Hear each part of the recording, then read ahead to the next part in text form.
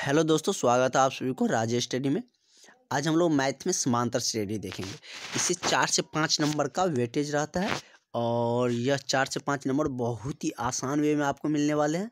हम आपको ऐसे पढ़ाएंगे कि आप लाइफ में कभी ऐसे नहीं पढ़े होंगे और आपको आगे 11th-12th में भी इसकी थ्योरी रिलेटेड कोई भी चीज़ें पढ़ने की ज़रूरत नहीं पड़ेगी। आप कोई भी सवाल बना लीजिएगा, उसमें सिर्फ एक जीपी आता है।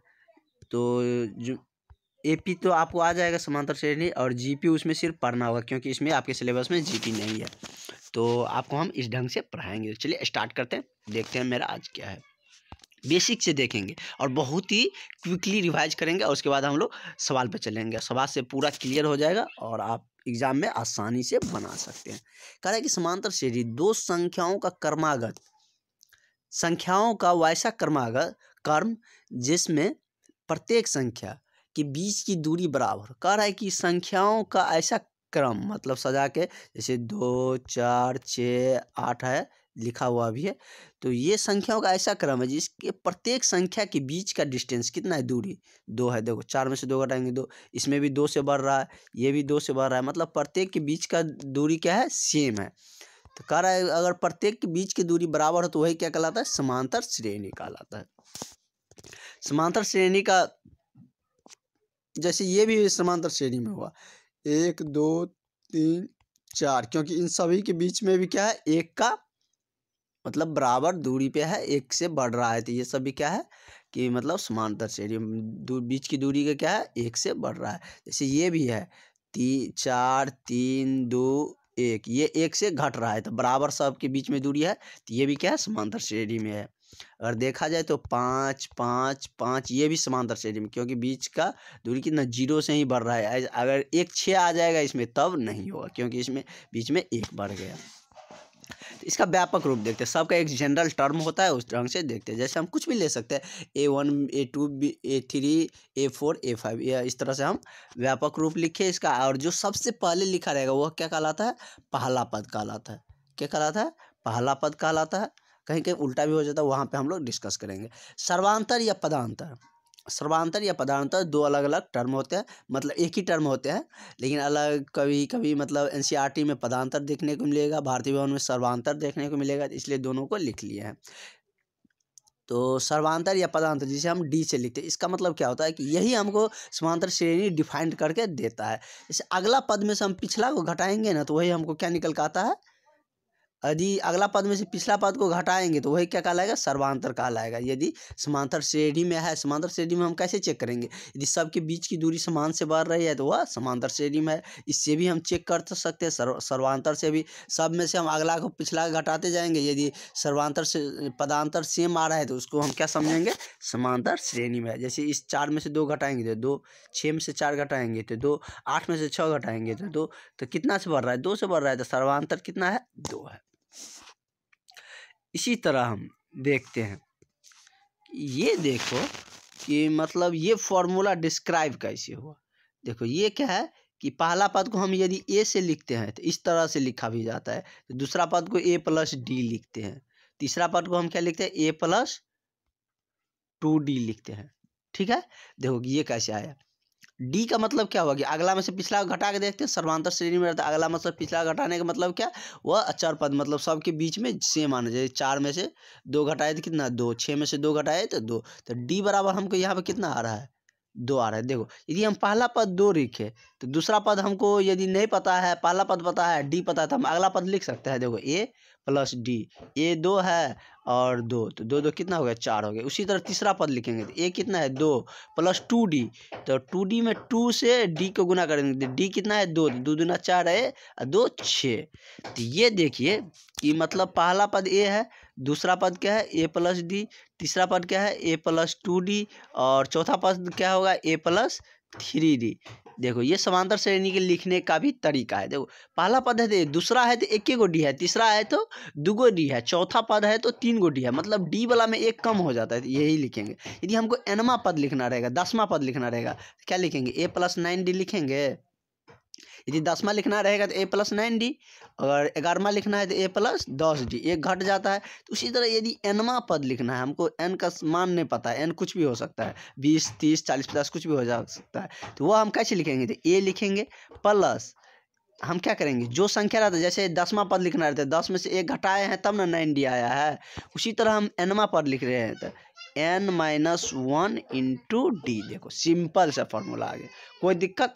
tn बराबर क्या है, nवां पद होता है, ये भी आ गया। ये पहला पद n, जहाँ पे यहाँ पे हमको यदि 10वां पद लिखना है तो यहाँ पे 10 लिखेंगे, 10 में से एक घटाएगा तो 9, तो a+9d।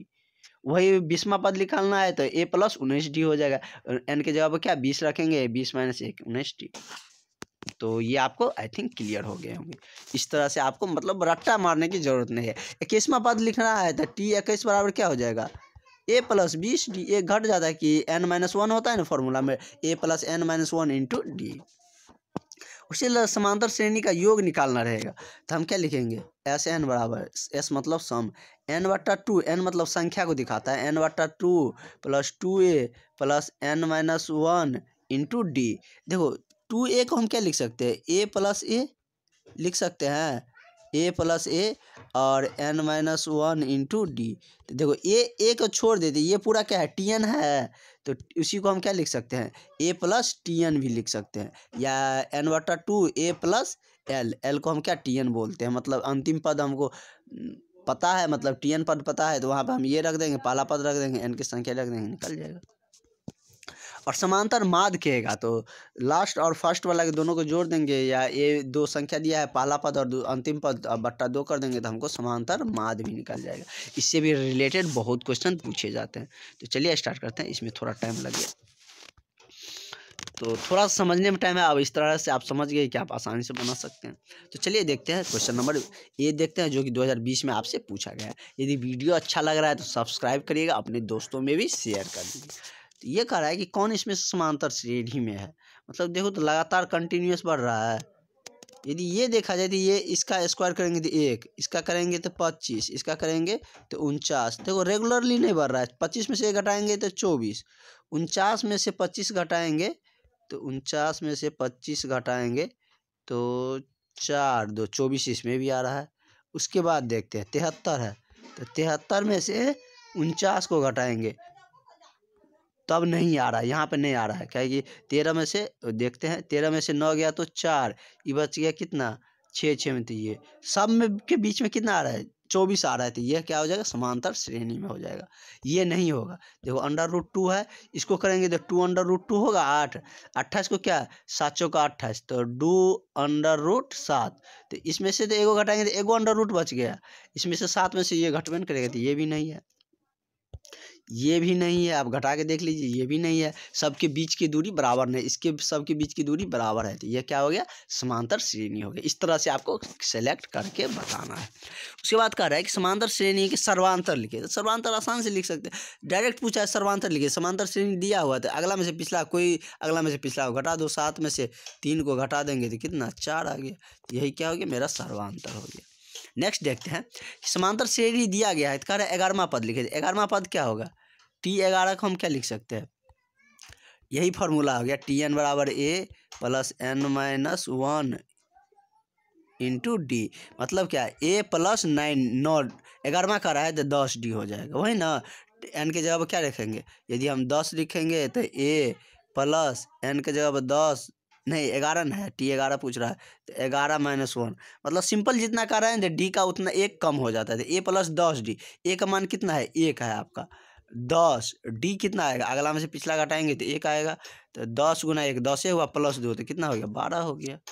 तो इसका करेक्ट आंसर क्या हो गया, नहीं 1 था ना, a का मान 1 है, उसमें क्या है कि 10 इंटू डी का मान कितना 1 है, 10 1 11, तो ये करेक्ट हो जाएगा।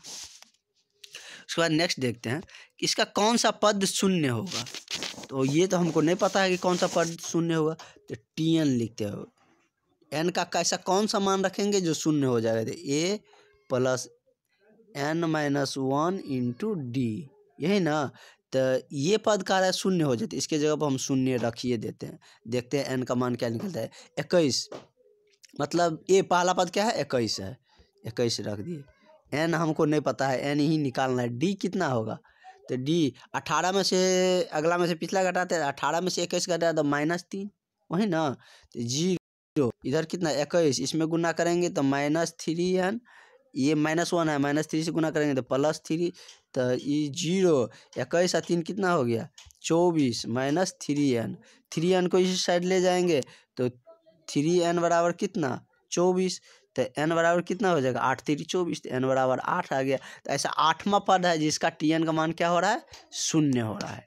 समझ आ गया, जो कि 2020 में पूछा गया। देख सकते हैं कितना क्वेश्चन पूछा गया है। उसके बाद नेक्स्ट क्वेश्चन है, अब आपको लगभग सब टाइप्स का करा देते हैं, क्योंकि सारा क्वेश्चन कराने लगेंगे तो अब आपके पास उतना भी टाइमिंग नहीं है। आप जो सटीक है, जो यहाँ से क्वेश्चन आते हैं वहीं करवाएंगे आपसे। तो ये कह रहा है कि सर्वांतर निकाल लेते। देखो इसका पहले तोड़ लो, इसका √2 तो रहेगा ही, ऐसे तो सर्वांतर निकलेगा नहीं, क्योंकि सबके √रूट में 2 आना है। 8 को हम क्या लिख सकते हैं, 2 × 2 × 2, तो दुगो को जोड़ा लग रहा है तो एगो 2 बाहर आ जाए तो 2 √2, 18 क्या हो गया 3 √2, 32 क्या होगा 4 √, 4 चौको 16 दूनी 32, 4 √2।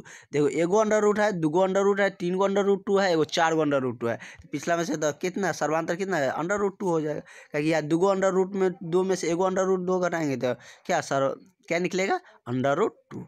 इसका करेक्ट आंसर ये हो जाएंगे।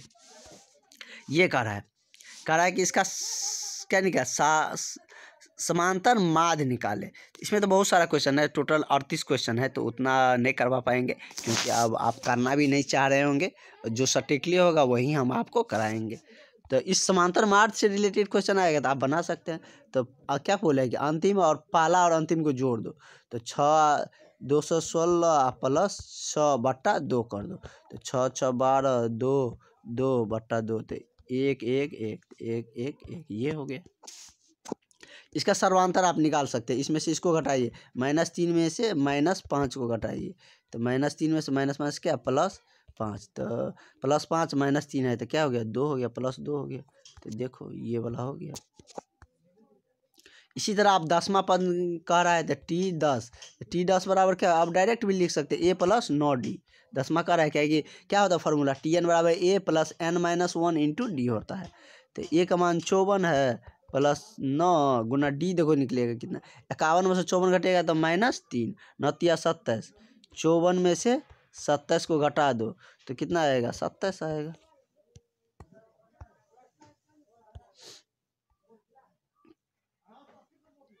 एक यहाँ पे है, कह रहा है इसका समांतर माध्य निकालिए। तो पहला पद क्या है, यहाँ पे 1 नहीं होगा, यहाँ पे कॉमा था, x + 3 x + 6 x + 9 x + 12। तो हम समांतर माध्य निकालने के लिए क्या करते हैं, इस टाइप से भी पूछे जाते हैं।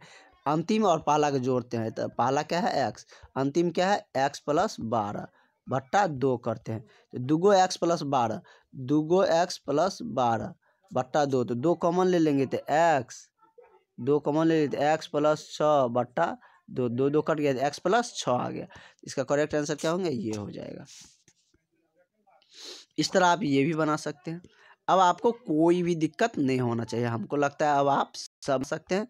यदि आपको कोई दिक्कत हो तो आप बोल सकते हैं, हम आपको मतलब एक इस टाइप से देख लेते हैं। ऐसे ये नहीं पूछा जाता, सब ये 18 में से पूछ लिया जाता है, लेकिन बहुत बार ये क्वेश्चन नहीं पूछा जाता। तो ये कह रहा है कि पहला पद 4 है, दूगो बीच में अननोन संख्या दे रहा है, कह रहा है कि निकालने के लिए तीसरा पद A3 निकालने के लिए। ये तो रेगुलर रहता था हम जोड़ के बता देते, लेकिन यही नहीं पता चल रहा है कि दूगो गैप है कितना से बढ़ रहा है, ये नहीं पता चल रहा है। जैसे यहाँ पे है कि यहाँ पे 15 नहीं दिया रहेगा, यहाँ पे x दिया रहेगा, कहेगा x निकाले। देखो 7 4 11, तो ये भी सोचेंगे कि 4 से बढ़ रहा है तो ये अगला से 11 में 4 जोड़ेंगे तो 15 होगा, लेकिन यहाँ पे 4 के बाद दूगो गैप है, लास्ट वाला 28 दे दिया चौथा, तो पता नहीं चल रहा है कितना से बढ़ रहा है। तो क्या करेंगे, ये पहला पद है, पहला पद 4 है तो पहला पद को हम A से लिखते हैं, दूसरा पद को क्या लिखते हैं A + D से, तीसरा पद को हम क्या लिखते हैं A + 2D से, चौथा पद को क्या लिखते हैं A + 3D से। दूगो चीज़ तो हमको पता है, एगो पहला पद पता है, A का मान कितना हमको पता है 4 पता है, A + 3D का चौथा पद कितना है A + 3D, ये चौथा पद है ना, 1 2 3 4, चौथा पद A + 3D, ये कितना है 28 है। और पहला पद A हमको पता है 4 + 3D, यहाँ से D निकल गया था, हम निकाल सकते हैं, कोई भी कहेगा तो। देखो D उधर जाएगा तो 3D, 4 उधर ले जाएंगे तो 24 आया, तो 3D बराबर 24, तो D बराबर कितना 8 3 24। D का मान 8 निकला, A का मान 4 है, तो ये पद नहीं निकलेगा। ये किसना है? तीसरा पद है। तीसरा पद को हम क्या लिखें? A + 2D। A का मान 4 + 2 और D का मान कितना 8, तो 8 दूना 16, 4 16 4 कितना 8 निकला है ना। 8 दूनी 16 और 16 और 4 20, तो 20 इसमें ऑप्शन में नहीं है, तो करेक्ट आंसर क्या हो जाएगा? ये हो जाएंगे। निकल गया। इस तरह से भी पूछा जाएगा तो आप निकाल सकते हैं। जैसे ये है तो ये भी आप आसानी से निकाल सकते हैं, इसमें आपको और क्लियर हो जाएगा। ये इसमें भी हमको नहीं पता चल रहा है कि कितना से बढ़ रहा है, तो हम इसको पहला मान लेते हैं। ये पहला पद कितना है? 3 है। दूसरा पद को क्या लिखेंगे हम? A + D लिखते हैं। तीसरा पद को क्या लिखते हैं? A + 2D लिखते हैं। तो पहला पद 4 है, A बराबर हमको नहीं 3 है। A बराबर हमको कितना पता है? A बराबर हमको 3 पता है ना।